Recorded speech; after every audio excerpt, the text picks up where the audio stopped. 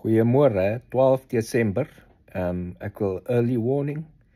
Ek sal vandag 11 uur vanoggend, wat 7 uur vanaand SA tyd, 7 uur op hierdie Vrydag aand, sal ek 'n live doen. Dit gaan nie uit my kantoor uit wees, en die partykeer is die internet sein swakkerig hier by ons, nie swakkerig nie, daar's baie firewalls in dit, omdat by die werk is. So ek gaan 'n live doen, en as ek later sien ons sukkel, sal ek die live stop, as daar 'n blok is. Partykeer loop hy mooi, maar partykeer is hy breek hy so 'n bietjie op.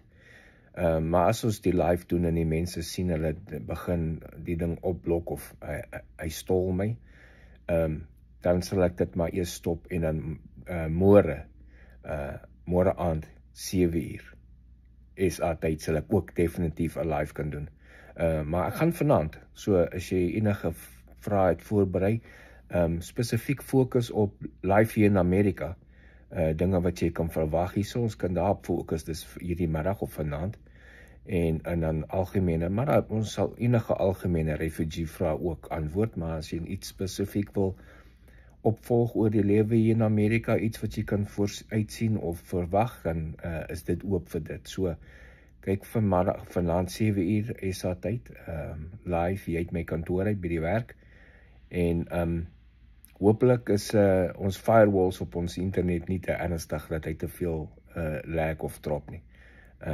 Maar dan sien ek julle vanaand 7 uur. Geniet die dag verder.